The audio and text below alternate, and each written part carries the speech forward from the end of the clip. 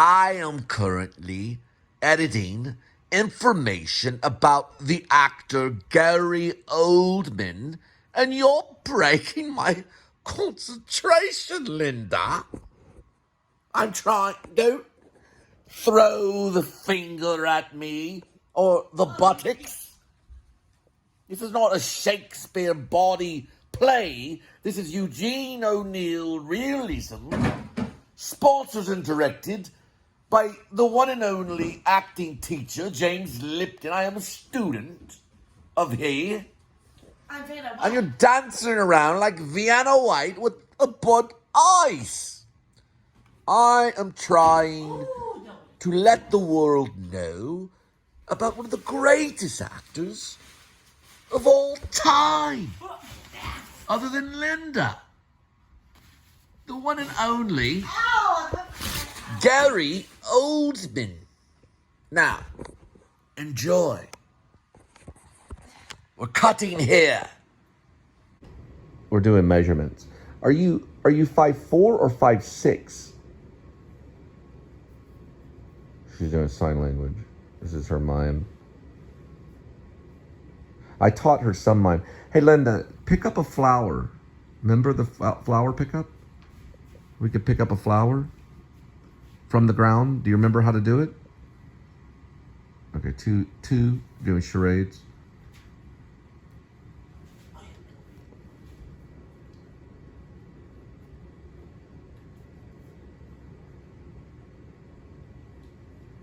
Sure, looking for something, looking around, blushing, something going on with the body, open mouth opera singer, looking for a turtle, looking for a hawk, looking for an octopus, looking for a sea creature of some type, revelations, dragons coming out of the sea, sonic cherry. Come over here. Do you want a cucumber? What is, okay. Onions. No onions, okay. Car hop. Do the car hop. Yeah, she ran out of energy. Well, she'll pick up a flower later on.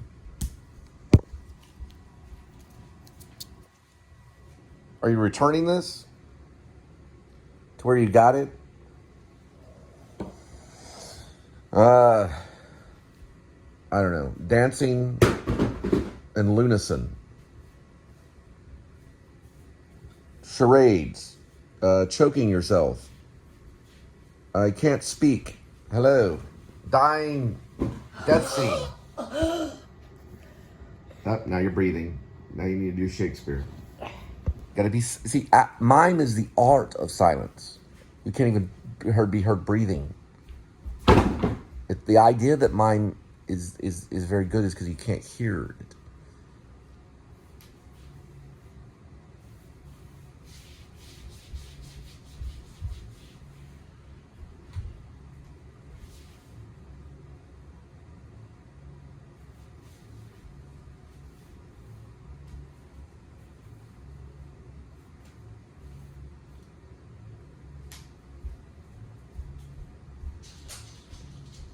Okay. All right, let's see if we can remember together. I'll use this as a remember. We have to show it. We have to show it. Excuse me. We have to show it from down here. Excuse me. Let's see. Maybe from here. If I show it. Okay, yeah, I'll try to show it. I'll try to show it. It's a Marcel Marceau thing. Okay. Hey, this is serious. Hold on one moment, please.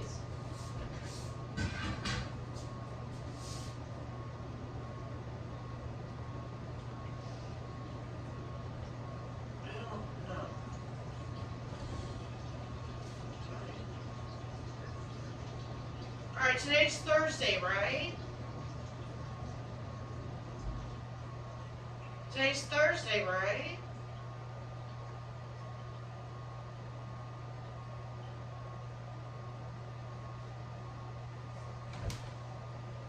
Today's Thursday, right? I need cigarettes. Take me to the store. Today's Thursday, right? In the middle of the night? It's the gist of it. No, I haven't had a cigarette all day. I have like one day. Okay, today's Thursday, right? Thursday.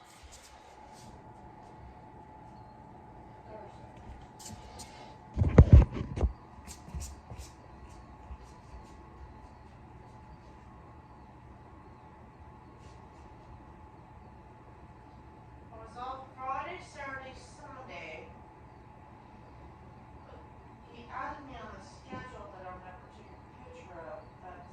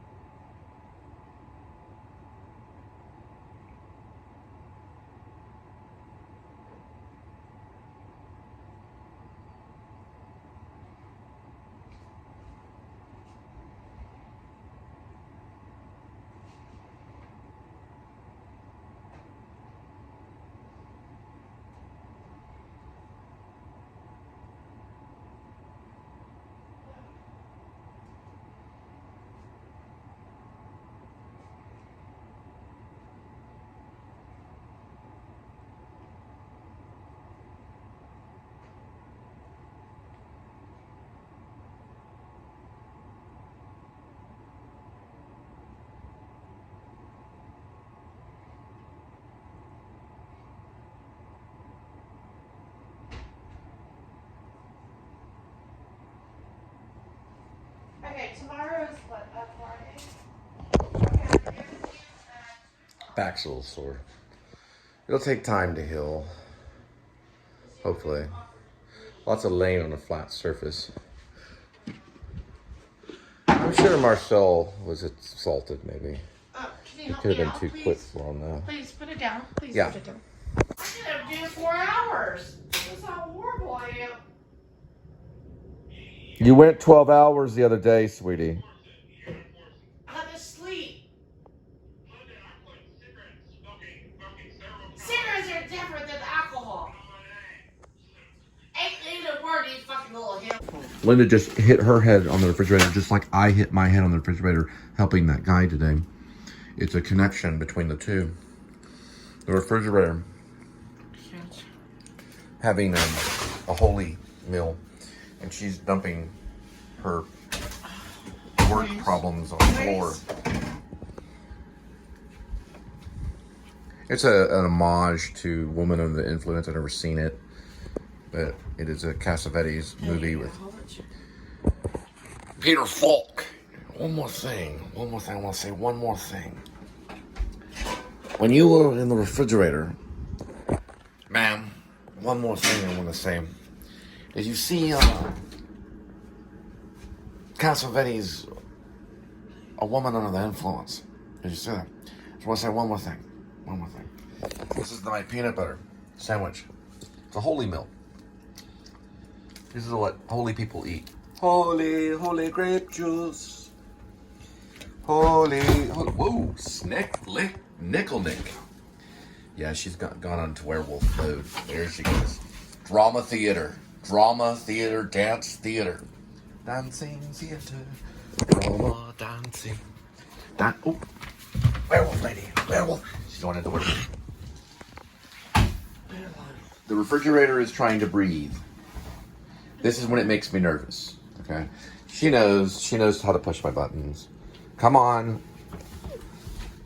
Put it down. Put it. Cut. Please. Can you please shut it? Please, I'm just asking. I will please. shut it. Okay, I know. No. No. This is about. She goes to the bike. Ow! Okay. Please. Please. We're cutting right here. Cut. Face. So the middle name is Lee. It's on the other side of the wind, is what Lee means. Lee means on the other side of the wind. Holy strawberry. Holy strawberry.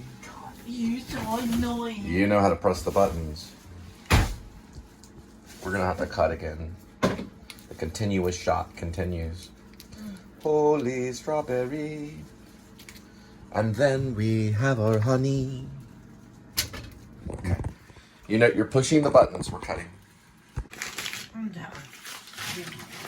The cat is concerned.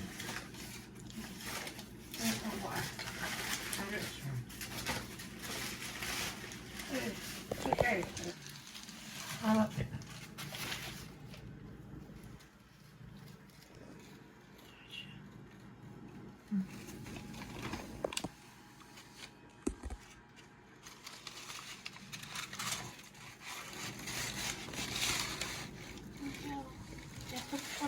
Ketchup?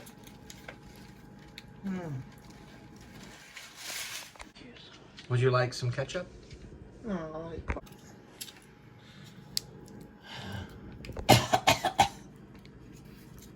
Holy ketchup. I'm gonna put it on your hand, right there. Or I could do the stereotypical put it on your head. That's even way better. That's what the actors do in auditions. And this is your barbecue sauce. She knows. Oh, there goes Kitty. He jumped. He made the jump. I would give you extra, but we're gonna do water for now. I gotta get to the editing with the peanut butter jelly sandwich. Kitty's making his move. Kitty's also an actor in the show, the Please Subscribe show. And he likes to show that, his butt. Right, Kitty? She's also Kitty or Snickles. Look at that. Hello, everybody. I'm a Jim Carrey kitty. I'm sorry, Kitty. I love you. You want some water? Holy, holy water. Holy, holy water. You can lead a cat to water, but you cannot make the cat drink. I'm still learning. You can't make the cat drink. I saw this one blogger. They were looking this way the entire time, and I loved it. But you're right there. It's so much. It's warm to talk to the dream. Whoa! Kitty, it's hurt. It's fine. Please don't do it. Please. Open in case of emergency. Open queso emergency. Open in queso emergency. Open in queso emergency. Open in queso emergency. There's a queso emergency out there, sweetie. You gotta open it in queso emergency. How do you open it? You open it. How do you open it? It's over there. We talked to the green light. No, no. Get your finger. It's hard to remember, but you talk over there. Ah! Open in queso emergency. She's See, she's a werewolf.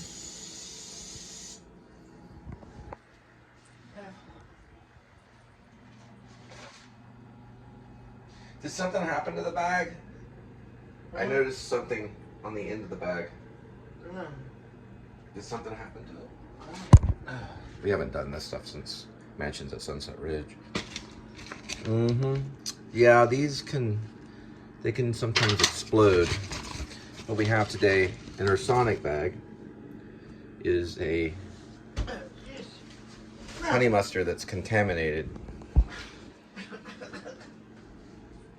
Nice apartments. I hate this shit. You should have a fucking done this shit. There's gonna be a lot of F-bombs. Yeah. Yeah, a lot of F-bombs. Okay. Come on, tell me. Cut.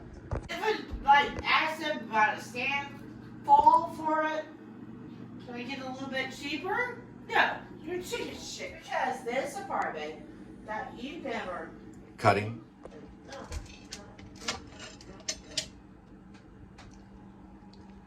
$1,200 a month for this. Oh.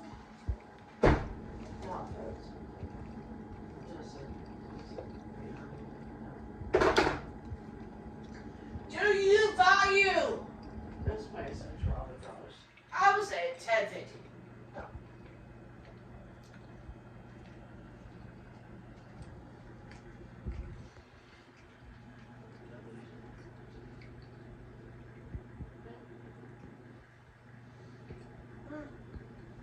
So I say $10.50. I'm not gonna do this shit. Thank you, me. Little special people get over here. We're gonna be cutting. No. I know about the fucking shit. It'll never save you.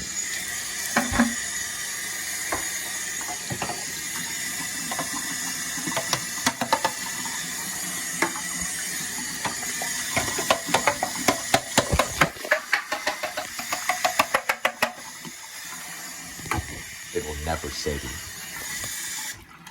All right, people.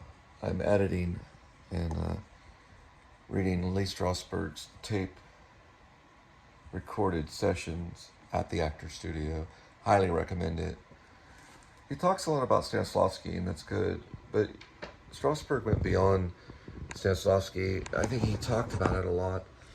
He was really, really concerned with relaxation. We carry a lot of it right here. You get in there with the actors and just kind of, and then like there was some stuff that he would do here.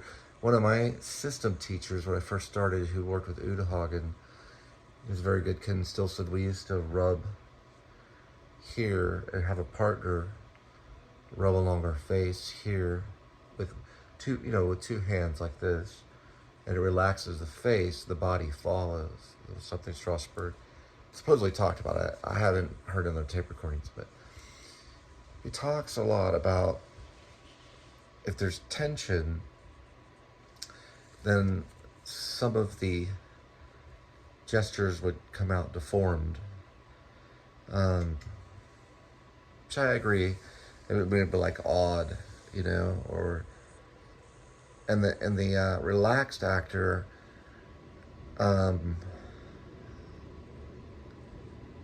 there was no inhibition, or there was I don't know if that, I always misuse the word inhibition. I have to look it up. But the relaxed actor had kind of like no fear in his body, or there was no tension in his body. So the character, or whatever he was trying to do, would start to appear. They would get kind of quiet at times. And if the scene was tense and there was too much tension, you couldn't really follow what was going on. It was like distortion. The gestures were deformed, and the things didn't come out right.